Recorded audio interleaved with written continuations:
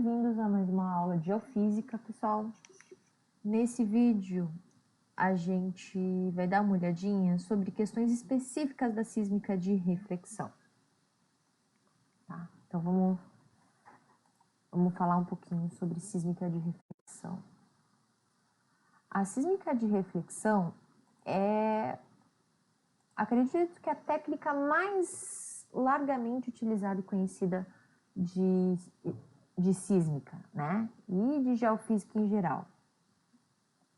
Como ela é muito utilizada pela indústria do petróleo e de combustíveis fósseis no geral, gás também, ela recebe muitos investimentos, tanto em investigação, tanto em eletrônica, e computação, como para processamento de dados, como para software, desenvolvimento de algoritmos, desenvolvimento de técnicas. Então, atualmente, essa não é uma técnica nova, mas é uma técnica que está extremamente sofisticada.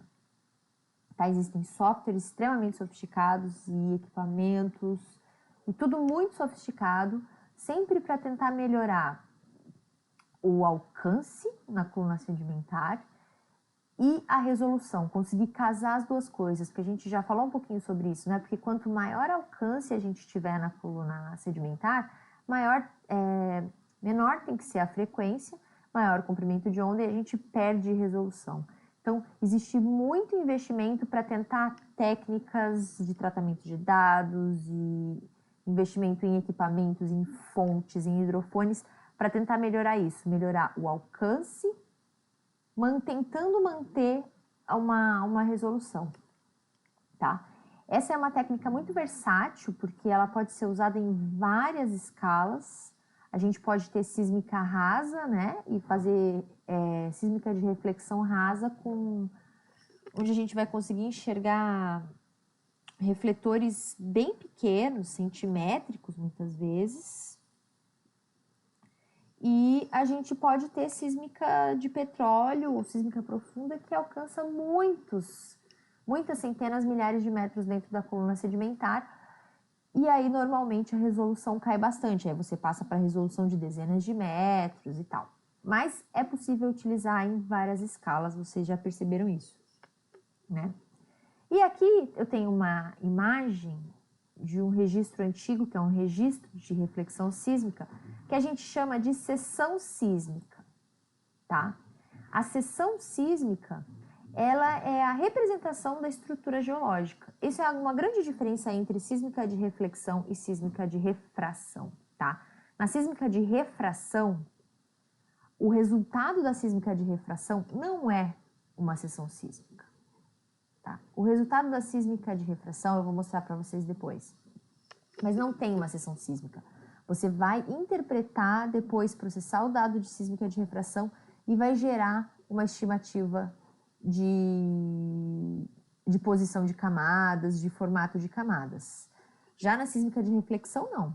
A sísmica de reflexão, o próprio software de aquisição já faz o pré-processamento do dado que está chegando no seu hidrofone, por exemplo, e aí o dado que você vai vendo em tempo real, que óbvio pode ser melhorado depois, mas já é a seção sísmica, já é a estrutura geológica, tá? Então aqui, ó, a gente tem, esse aqui é um registro que ainda era em papel, é um registro bem antigo, mas a gente tinha aqui, ó, a coluna da água, a superfície da coluna da água.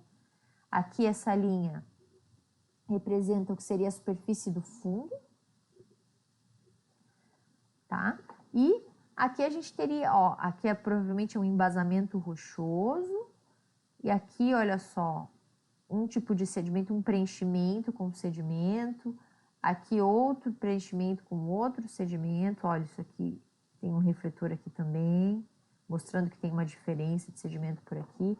Aqui no começo a gente também, ó, tem um refletor aqui, podemos ter um refletor por aqui. Então, a gente já consegue, no resultado que é dado ali pelo software de aquisição, a gente já tem uma ideia, uma coisa que a gente vai simplesmente interpretar para tentar identificar o que é geologia. Nessa aula de hoje, a gente vai falar de vários processos que acontecem antes disso, tá? Que é para vocês entenderem. Esses processos não são coisas que alguém faz à mão, mas que é muito importante a pessoa que está usando sísmica de reflexão saber que eles existem e que o dado que chega, aquele tempo o equipamento sabe que demorou para chegar àquela onda no hidrofone, tudo aquilo foi processado, passou por várias questões que a gente vai falar hoje, até chegar aqui nessa questão da seção sísmica. E existem também alguns processos que a gente pode fazer da seção sísmica bruta para melhorar a cara da seção sísmica, passar filtros, melhorar os contrastes, para a gente tentar melhorar a identificação dessas camadas, né? Porque a grande ideia da sísmica é a gente reconhecer essas interfaces entre tipos de sedimento e tipo de substrato e tentar entender quais foram os processos que aconteceram que levaram a essa realidade. Se você tiver uma questão mais prática, por exemplo, eu quero achar onde é que está o substrato rochoso. Aí também é uma coisa, eu quero saber se eu tiver em terra, eu quero saber onde é que está o lençol freático. Então, mas no geral, a gente está em busca das interfaces entre materiais diferentes, tá? Seja para qual objetivo for. E aí a seção geológica é a melhor coisa, né? Então, cada pulso, cada evento cada tiro da fonte que um hidrofone vai ouvir, ele vai gerar o que a gente chama de um traço sísmico. O que é o traço sísmico? Aqui a gente tem uma representação bem interessante. A gente tem o que seria a representação de variação geológica, que na profundidade, são materiais diferentes. Quais materiais? A gente pode inventar o que vai ser areia, cascalho, lama, uma rocha aqui embaixo. A gente pode pensar em qualquer coisa, não importa. Tá? O que importa é que existem sequências de materiais diferentes que têm impedância acústica diferente. Então, a impedância acústica desse é maior, a impedância acústica desse aqui é menor. E nas interfaces entre os materiais, a gente tem essas variações aqui, esses pontos de grande variação de impedância acústica, certo? Aqui do lado a gente tem a representação do que seria a linha dos coeficientes de reflexão, tá? Então, o coeficiente de reflexão é 0 no meio da camada. Nas interfaces, a gente tem valores de coeficiente de reflexão, nas interfaces entre as camadas, certo? E aí, esses coeficientes de reflexão a gente pode chamar de função de refletividade. Quando o pulso acústico ele se relaciona com essa função refletividade, o que acontece? A gente emite um pulso acústico que vai se multiplicar pela função refletividade e vai gerar, olha só, quando a função refletividade, quando o coeficiente de reflexão é 0, a resposta é 0. Quando a gente tem uma função refletividade, um coeficiente de reflexão com um valor, a gente tem um traço sísmico que tem um valor. E aí, quanto maior o coeficiente de reflexão, maior a resposta no traço sísmico, tá? Então, cada traço sísmico desse é a resposta de um pulso de entrada com as características do substrato que vai ser ouvido lá pelo nosso hidrofone. Então, a gente vai ter no nosso sismograma, vou voltar depois mostrar um sismograma de novo para vocês verem.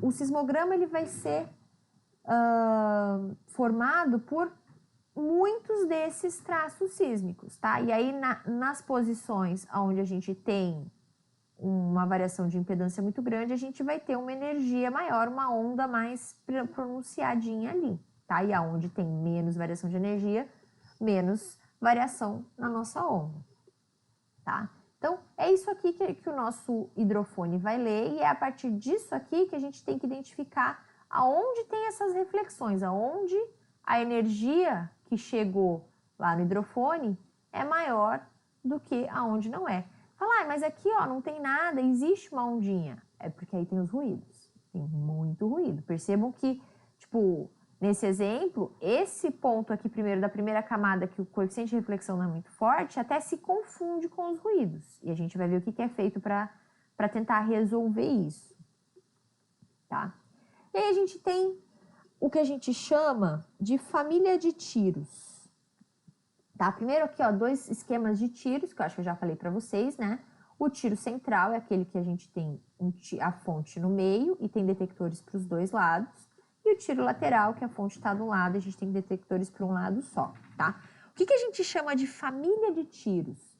Família de tiros é o conjunto de todos os traços que representam a resposta de todos os detectores por um tiro que foi dado. A fonte dá um tiro e aí todos os sinais que todos os detectores receberem daquele tiro é o que a gente chama de família de tiro, tá? Aí aqui, ó, tem uma representação.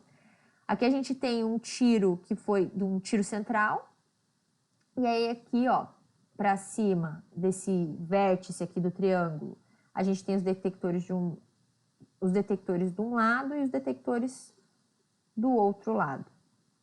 Tá, aqui essa escala aqui que tá deitado, né? Mas isso que tá lateralizado aqui é segundos, tá? Isso é em tempo. Então, a cada linha dessas, ó, é um detector. Então, um detector que não recebeu nada e de repente começou a receber um monte de coisa.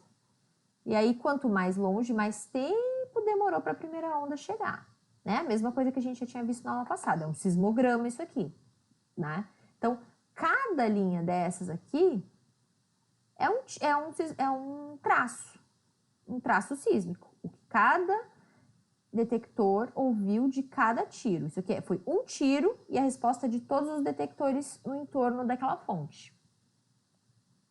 Tá? E aí aqui, quando começa essas voltinhas, que são os wiggles, as ondinhas, a gente já tem, são as respostas que o substrato deu. E aí a gente já consegue perceber, ó, essas linhas que se formam mais intensas, a gente considera, normalmente vão ser os sinais, e onde tem essas linhas, essas ondinhas um pouco menos intensas, provavelmente são ruído, tá? Então, onde a gente tem essas linhas que se formam com mais intensidade, normalmente estão relacionadas a reflexões reais, tá? Então, isso aqui é um sismograma. Ó, cada linha dessa é um traço sísmico.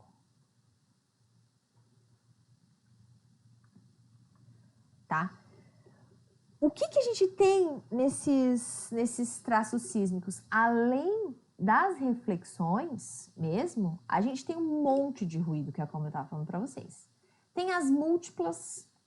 Eu vou botar o livro-texto para vocês dessa parte, e lá no livro-texto fala bastante sobre múltiplas, eu não vou entrar muito no detalhe. Mas eu falei de múltiplas para vocês.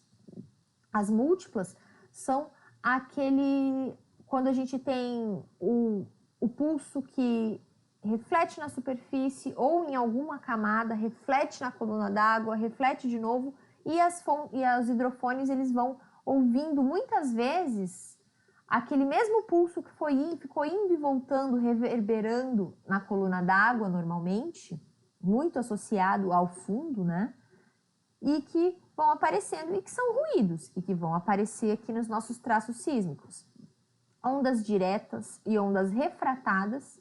E quando a gente está fazendo sísmica de reflexão, não nos interessam as ondas diretas e refratadas, então elas também são consideradas ruído. Ondas de superfície, tudo que está fazendo barulho na superfície, são considerados ruídos, tá?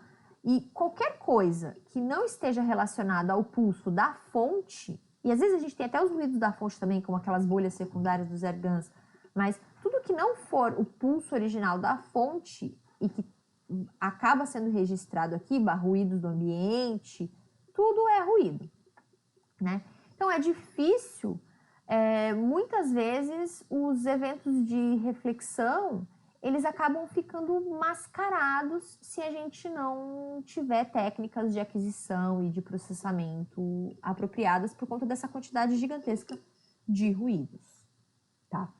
Então aqui a gente vai ver mais um sismograma. Essa representação, acho que vocês conseguem enxergar, que cada linha é umas ondinhas, assim. Essas ondinhas eles chamam de representação tipo wiggle. Aí tudo que é positivo aqui nesse caso está pretinho e a cristinha das ondas está pintadinha de preto, que é para a gente conseguir enxergar melhor, só para isso. Não necessariamente precisa ser assim a representação, tá? E aí a gente consegue ver, olha só, a gente consegue ver aqui bem nítido as primeiras chegadas de cada receptor, né? Aí se lembrem que as primeiras chegadas nos receptores mais perto da fonte são aquelas ondas diretas. Depois, provavelmente a partir daqui, assim, eu tô achando, ó, que aqui a gente já tem, ó, uma linha reta, então isso aqui também deve ser onda direta. Depois da distância crítica, as primeiras chegadas passam a ser as ondas refratadas, né? Vocês se lembram disso.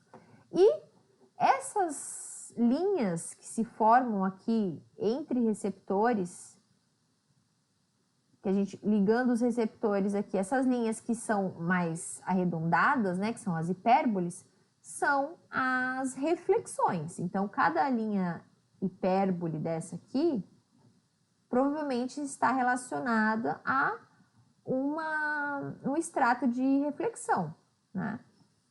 Então, aqui, ó, a gente consegue ver, ó, tem várias reflexões um pouco mais rasas, aí tem o espaço sem, aí tem uma linha um refletor bem forte aqui, tá? Aí vocês lembram, né, que quando a gente estava falando de sismograma, isso aqui é da aula anterior, a gente tinha a linha das ondas diretas é uma reta, a linha das ondas refratadas é uma reta, e a linha que liga o sinal da onda refletida é uma hipérbole. Então, a gente também tem aqui, ó, é a mesma coisa, tá? Só que aqui eu tenho muito mais traços do que aqui. Então, ó, aqui os traços sísmicos formando uma hipérbole. Só que isso aqui não é uma seção sísmica, tá? Isso aqui é um sismograma, é diferente. Aqui a gente tem um tiro e a resposta dos receptores em todo o entorno. Uma seção sísmica é a soma já de tudo isso processado, e a gente pode simplificar dizendo que cada linhazinha na vertical de uma seção sísmica seria a soma de tudo isso aqui para cada tiro. Então, são muitos tiros na sequência, né, ao longo do espaço. Essa parte grandona aqui, que a gente tem esse triângulo verde, isso aqui é tudo ruído, tá? Chamam de ruídos coerentes. No livro vai ter bastante detalhe sobre isso também.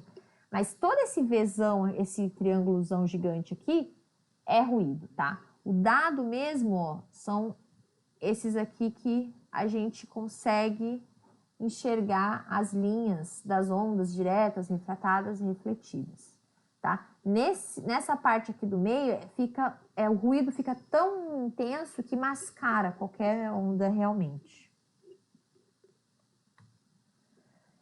Aí a gente falou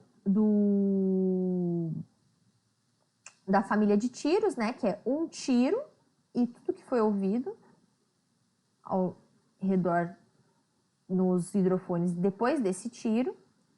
Mas lembrem-se, que quando você dá um tiro, a gente tem cada detector, ele vai receber a resposta da parte daquela energia que refletiu em uma área diferente no fundo do oceano, né? Então, isso aqui não é a resposta do mesmo ponto, são pontos adjacentes.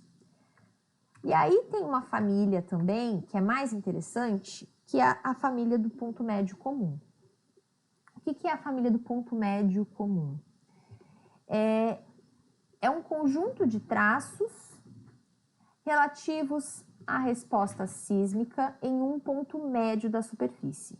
Como assim? Tá? A gente consegue simplificar que assim, o ponto amostrado, que aqui a gente tem, por exemplo, a fonte, ó, vamos pensar aqui na fonte A, tá? A fonte está na posição A. E aí ela manda um tiro e esse 1A aqui é um geofone, um hidrofone, tá? O ponto amostrado pelo pulso acústico que esse hidrofone aqui está ouvindo, ele é o ponto, é uma aproximação, mas é uma aproximação muito boa, é o ponto médio, tá na metade da distância entre a fonte e esse hidrofone. Tá? Então, o ponto que esse segundo hidrofone está ouvindo é o ponto médio entre a fonte e esse hidrofone. E todos eles a mesma lógica. O ponto aonde está sendo amostrado é a metade da distância entre a fonte e o detector, tá? E aí, quando a gente tem muitos detectores e a gente vai movendo a fonte, o que a gente faz? Olha, aqui é o exemplo dessa figura. A gente tem aqui, ó, a fonte no ponto A, então são as linhas vermelhas, tá? Dei um tiro, aí eu amostrei esse ponto que foi ouvido pelo detector 1, aí eu amostrei esse ponto aqui que foi ouvido pelo detector 2, esse ponto aqui foi ouvido pelo detector 3, e aí, assim sucessivamente até o 11º. Tá? Aí eu desloquei minha fonte, fui para o ponto B, aí são as linhas roxas, tá? O ponto B, olha só, o primeiro ponto que eu tô amostrando é esse pontinho aqui, ó, que vai ser detectado agora, é o primeiro 1B aqui, vai ser detectado. E esse ponto A, ele já tinha sido amostrado na posição A, tá? Então, quando eu vou mudando a fonte de lugar, eu amostro de novo, eu reamostro os pontos, só que o pulso fazendo trajetórias diferentes, né? Quando o pulso faz trajetórias diferentes, qual que é a grande vantagem de eu amostrar de novo o mesmo lugar, só que com uma trajetória diferente? Os ruídos vão ser diferentes, tá? Então, o que é uma família de ponto médio comum? São todos os tiros que amostraram o mesmo lugar. Todos os traços relativos à resposta do mesmo ponto médio, tá? Então, aí cada família de ponto médio, todos os tiros que amostraram aquele mesmo lugar, eles são processados e geram um pedacinho daquela nossa seção sísmica que reflete a estrutura geológica daquele lugar. Acho que eu tenho mais uns exemplos aqui. Então, a família de ponto médio comum, né? Então, a família de ponto médio comum, elas são muito úteis porque a gente tem várias trajetórias que amostram o mesmo lugar. E aí a gente consegue resolver aquelas equações lá atrás para tentar calcular velocidade e profundidade dos refletores. Tá? Essa é a melhor maneira, você mostrar muitas vezes o mesmo lugar, sendo que o pulso fez trajetórias diferentes. Aqui, ó, por exemplo, a gente tem a fonte na posição 1 e o detector na posição 1. Aí depois tem uma fonte na posição 2, detector na posição 2, ou seja, outra trajetória mostrando o mesmo ponto. E assim sucessivamente, tá? Então, aqui, ó, mesma coisa, tá? Muitas fontes, a fonte em posições diversas e detectores em posições diversas mostrando o mesmo ponto, tá? Isso, aí todos esses traços juntos a gente chama de família do ponto médio comum, Common Medium Point, que é um tipo de levantamento, tá? Isso é previsto no levantamento. O levantamento, ele é planejado para que isso aconteça e para que a gente consiga ter essas famílias de ponto médio comum para poder gerar a seção sísmica. É o método mais utilizado de levantamento, tá? E aí, quantas vezes cada ponto vai ser amostrado, a gente chama de multiplicidade. Tá? Quantas vezes se faz normalmente? Ó, 24, 30, 60. Muito difícil ser acima de 1000, mas são muitas vezes que cada ponto é amostrado. Tá? Então, as fontes e os detectores são movidos e progressivamente ao longo da linha de aquisição e a gente vai amostrando muitas vezes o mesmo ponto. Tá? Então, a multiplicidade, ou dobra, ou fold, né, em inglês, como é que a gente fala? Quando um ponto é amostrado uma vez, a gente fala que é single fold e é 100% de cobertura, que amostrou uma vez. Quando um ponto é amostrado 6 vezes, aí se diz que foi 600% de cobertura. E quando vocês ouvirem falar isso sobre sísmica, a cobertura, a multiplicidade, 600% de cobertura é porque cada ponto foi amostrado 6 vezes. Tá? E aí, como é que se calcula isso? Você tem aqui o número de receptores e a taxa de avanço. Esse N de baixo aqui é a taxa de avanço pequena, tá? Então, que vai ser o número de intervalos entre arranjos de detectores entre cada tiro. Cada vez que a fonte se move, ela se move a distância de quantos detectores, né? Então, ó, por exemplo, se eu tiver 96 detectores e avançando de 8 em 8 entre os tiros, eu vou ter N96 sobre 2 vezes o número do avanço, 16, que vai dar 600% de cobertura. Bom, e aí eu tenho uma família CMP e como é que eu faço? E daí? Aí a primeira coisa que se faz, que o software de processamento, que não vai ser você que vai fazer, mas o software de processamento vai fazer, vai ser o empilhamento. E o que é o empilhamento? O empilhamento é somar todos esses traços que mostraram aquele mesmo ponto. Tá? Só que vamos voltar para um sismograma. Vamos voltar para um sismograma. Aqui. Aqui, ó, na vertical, a gente... Deixa eu pegar uma canetinha. Na vertical, a gente tem tempo, tá? E normalmente é o que a gente chama de tá aqui, two-way travel time, que é o tempo de ida e volta, tá? Então é tempo. Percebam que nos detectores muito próximos da fonte, a primeira onda chega bem rapidinho. Vamos falar então da onda refletida, né, que é a que nos interessa aqui. Essa onda refletida chega num tempo. Num detector um pouquinho mais longe, ela chega num tempo um pouquinho maior. Num detector um pouquinho mais longe, ela chega num tempo um pouquinho maior. Então, quanto maior a distância do detector da fonte, maior o que a gente chama de atraso. Mais tempo leva para esse pulso chegar até esse detector. Então, o atraso é maior quanto maior a distância do detector da fonte. Então, agora vamos voltar lá. Esse atraso é o que a gente chama de NMO. Depois eu coloco para vocês aqui que eu esqueci o significado. É Normal Move Out. Que é esse atraso aqui que a gente está como ΔT, ele precisa ser corrigido. Porque se eu somar esses traços desse jeito que eles estão, esse sinal aqui, ele não vai se somar, ele vai ter uma interferência destrutiva aqui.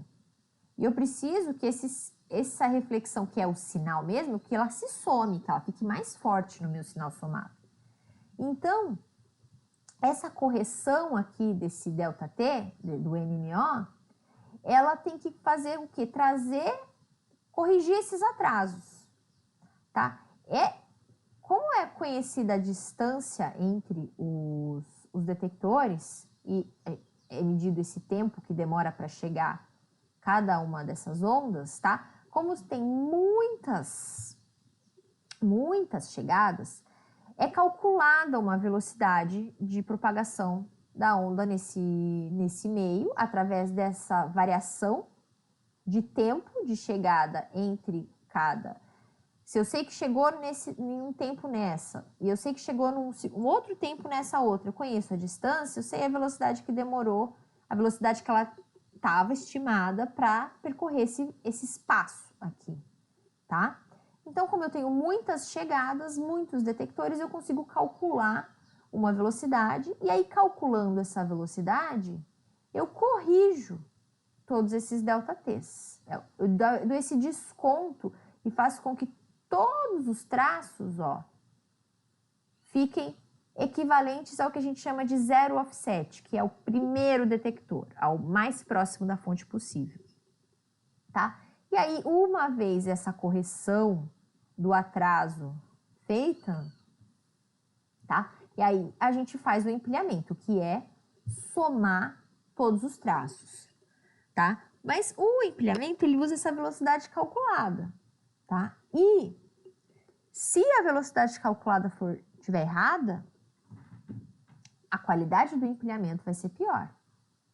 Olha só, se a velocidade for subestimada, a correção NMO vai ficar mais ou menos desse jeito, e quando fizer o empilhamento, o seu sinal vai ficar assim.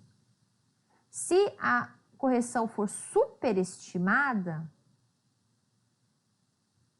aí a tua correção, o teu dado corrigido vai ficar assim e o seu empilhamento vai ficar assim. Agora, se a sua correção estiver bem feita,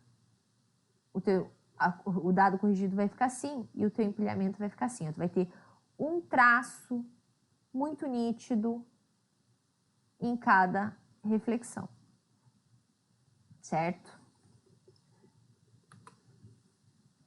E aí, o que se faz? Se faz muito correlação cruzada entre os stacks, porque quando você faz a correlação cruzada entre os stacks, essa correlação cruzada, ela vai fornecer o atraso entre as ondas, tá? Aqui eu tenho um exemplo, ó, eu tenho uma onda com duas ondas com o mesmo formato, só que atrasadas, uma com relação à outra, tá? E aí, quando eu faço a correlação cruzada, eu consigo saber qual que é o atraso, e aí eu consigo saber esse atraso aqui para poder corrigir, tá? Então, ó, a velocidade que tem o máximo de correlação entre as ondas é a velocidade que se usa para fazer o empilhamento, para fazer o stack, que é a velocidade que gera a melhor correlação cruzada entre os traços, tá? Então, o empilhamento é uma coisa muito importante, porque lembra que a gente falou de relação sinal-ruído lá atrás? Aqui a gente tem ó, os traços originais, tá? Um pedacinho de uma Wiggle daquela, de um sismograma Wiggle daqueles. Então, a gente tem, ó, ruído, ruído, ruído, traço, ruído, sinal, ruído, ruído, ruído, sinal, ruído, ruído, ruído, ruído, sinal. Mas se a gente olha aqui, tá, dá pra ver que o sinal é um pouquinho mais forte, mas é relativamente difícil de entender. Aqui a gente já tem o segundo passo, que é o nosso sismograma, nosso Wiggle, com a correção do atraso, com a correção NMO. Aí a gente já vê aqui, ó, que os nossos sinais já estão todos alinhadinhos no tempo. Então, a correção dos atrasos foi feita. E aqui, o dado já empilhado. Percebam que os ruídos, eles perdem importância com relação... Quando eu somo tudo, o sinal, ele tem uma interferência construtiva um com o outro, e não necessariamente o ruído. Então, os sinais, eles acabam ficando muito mais importantes, muito mais fáceis de identificar do que os ruídos. E aí, pensem que uma linha dessas aqui vai ser uma linha na vertical da minha seção sísmica. E aí, quando eu tiver a posição desse refletor ao longo, ele vai ser muito mais fácil de eu identificar do que se eu tivesse só um tracinho sísmico desses. Tá? Isso é a importância da família NMO e do empilhamento. Da família CMP, desculpa, da família CMP, correção NMO e empilhamento. Bom, vamos acabar por aqui, que essa aula já está muito comprida e eu continuo essa aula num próximo vídeo. tá? Vão postando as dúvidas no fórum e até daqui a pouco. Obrigada.